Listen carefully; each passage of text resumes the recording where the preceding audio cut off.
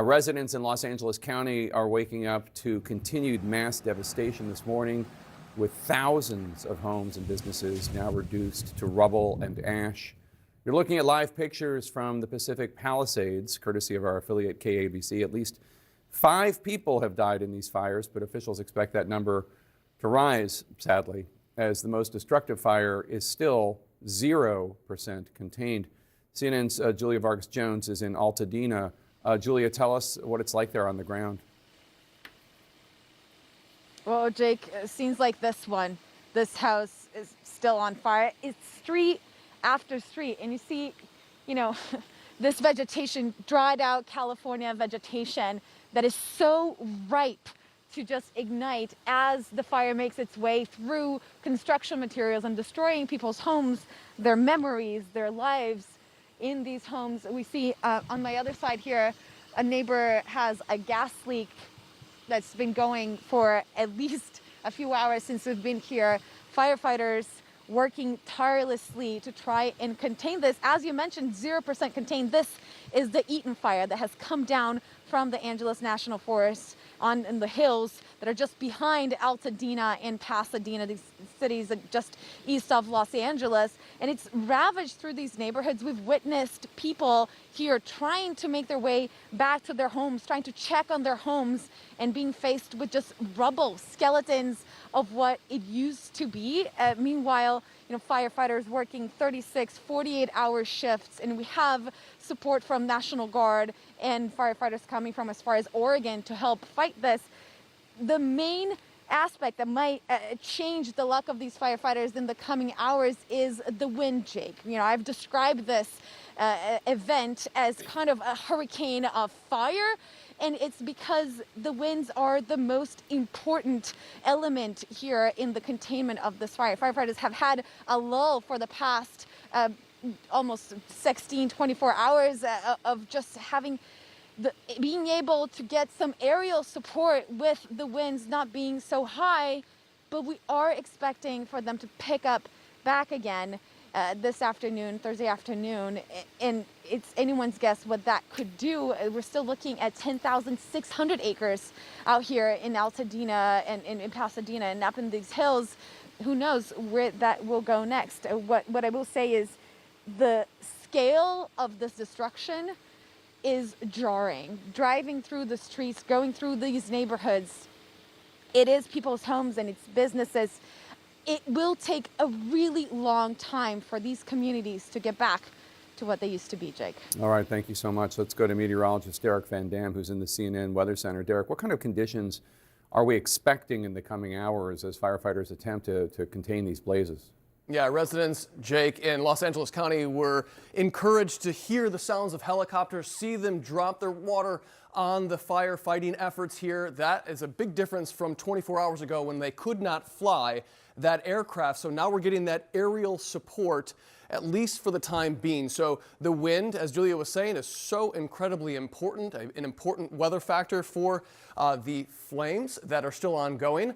And right now, they're generally weaker than that was 24 hours ago. But I want you to see as we go through time, through the course of your Thursday, this area will see more Santa Ana winds, picking up in intensity, 60-mile-per-hour ridgetop winds, 40 to 50-mile-per-hour winds in the canyons, the valleys, and near the coastline as well in some of the hardest hit areas. We have to wait to Friday until we experience more calm weather and wind conditions. So when we look at the 5 fires that we're monitoring right now, the 5 large fires, we've got Palisades near the coast, but the Eaton Fire just north of Pasadena coming down the mountainside, threatening these homes and continuing to burn this area. The shade of red, of course, are the already burned acreage that is currently ongoing. So spot fires will ignite new fires, especially as the Santa Ana winds pick up through the course of the day today.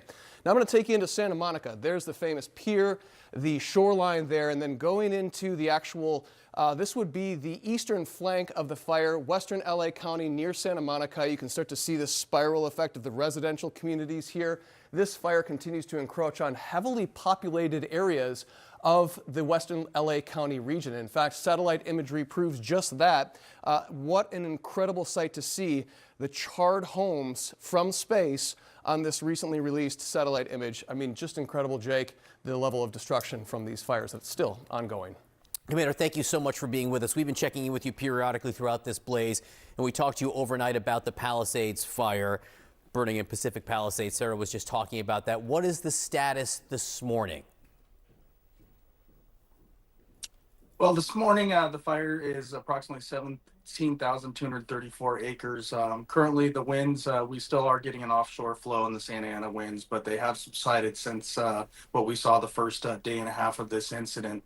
You know, we have firefighters deployed throughout the communities all around the perimeter, and are really looking to make some headway today as we start to see the winds subside and really take an opportunity to extinguish any ignitions around structures, as well as establishing perimeter control around the incident. The people should know that the pictures on your screen right now are live from Pacific Palisades. You can see those fires raging right now.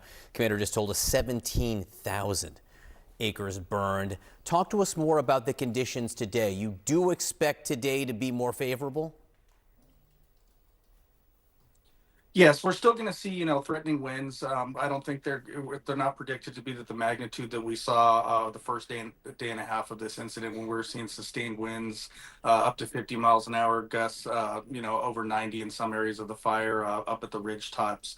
So, the challenges that were presented the first 2 days of this fire, day and a half roughly, where we're getting a massive ember cast and just spot fire and ignitions ahead of the main body of the fire and around structures. As the winds subside, we expect that to reduce today, but we'll be prepared, and we're continuing to bring resources in from across the state, as well as outside of the state of California through mutual aid, and to really hopefully, as the winds die down, we could start to get a little bit more progress on perimeter control today. Do you anticipate more evacuations will be necessary? That's a continuous evaluation throughout. It will be throughout the course of this incident until we, have really solid containment. It doesn't necessarily mean that it will occur today, but we are always in the planning phase. We'll have messaging early if that does occur. But if the winds do die down today, we're hoping to make some significant progress.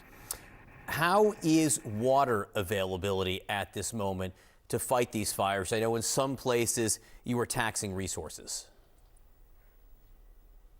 Yeah, we did tax the water system the first day and a half. Worked with the local water agencies.